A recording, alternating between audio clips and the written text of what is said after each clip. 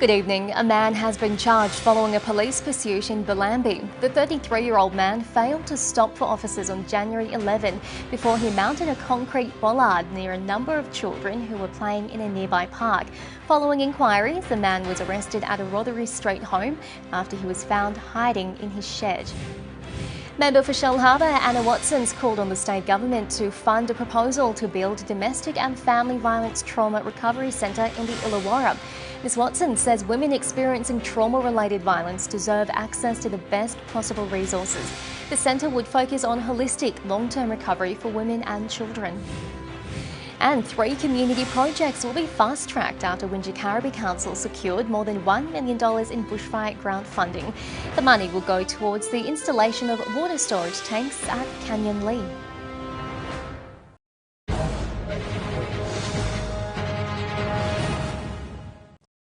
Good evening. Premier Daniel Andrews has visited Maryborough today to mark the start of construction on the new student accommodation facilities at the hospital.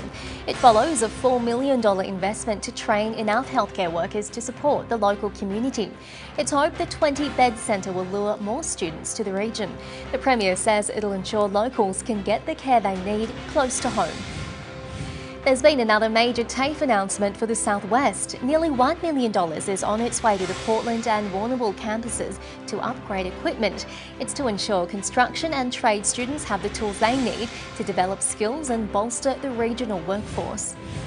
And a touch of magic is on its way to Warrnambool. World-renowned magician Constantino will perform at Lighthouse Theatre in April with a whole new lineup of death-defying illusions.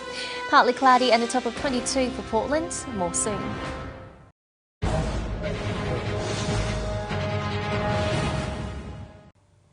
Good evening. Maryborough District Hospitals received $4 million state government funding to develop a new 20-bed student accommodation facility. It's set to provide a comfortable and convenient place for medical, nursing and allied health students to stay during training and work placements. The goal is to attract more undergraduate and postgraduate students to kickstart their careers in regional Victoria. A 62-year-old man has died in hospital following a motorcycle crash in Mount Macedon. Police say he was travelling along Mount Macedon Road around 2:55 p.m. on Sunday before losing control and colliding with a tree. The Riddles Creek man was taken to hospital with critical injuries but later died. Meanwhile, a driver's been taken to hospital in a stable condition after their vehicle clipped a parked car which crashed into another 2 vehicles on High Street in Kyneton earlier today.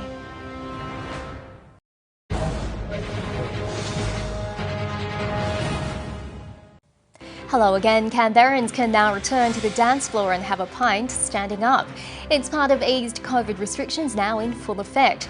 There's no longer a cap on the number of patrons at businesses and workers can return to the office. From Monday, elective surgery will also return at full capacity at Calvary Public Hospital.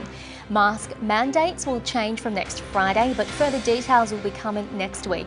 The Chief Minister says the changes were made after New South Wales wound back its restrictions early. Canberra's real estate market continues to reach dizzying heights. The median value for a unit now just shy of $600,000.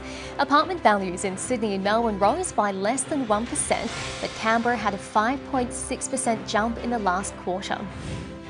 And Aboriginal and Torres Strait Islander health service upgrades are a step closer with planning underway for a precinct in Watson.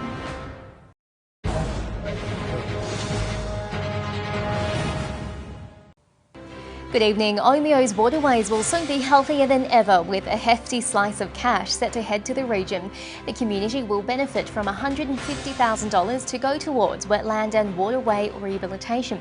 Gippsland MP Darren Chester welcomed the grant, saying it'll allow community members to get their hands dirty. It's part of a $20 million Murray-Darling Healthy Rivers program funded by the federal government. Strong wind warnings have been issued for the central and east Gippsland coast. It's prompted the SES to warn about camping safety this weekend. We've been asked to set up camp away from any trees or low-hanging branches. And the Bass Coast Council has launched a new community portal to help locals better understand climate change. The CAP will help residents identify any changes to their 2030 climate action plan, as well as provide advice to how to reduce climate change.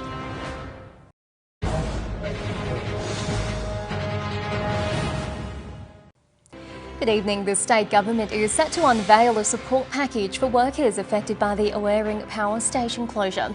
The shock decision to close the plant 7 years early left the future uncertain for up to 600 workers. But it's not expected to have an impact on mine workers in the region, with producers expected to be able to start exporting coal at a premium price. Former NRL player Jared Hayne could walk free without facing a third trial. The Director of Public Prosecutions was expected to make a call today, but still hasn't decided whether the case would be dropped. The matter is set to return to court in a fortnight. And a Central Coast MP has called for more property funding following a shocking report from Shelter New South Wales. The coast was ranked #1 for highest housing need in regional New South Wales. Swansea MP Yasmin Catley says it's time to take serious action.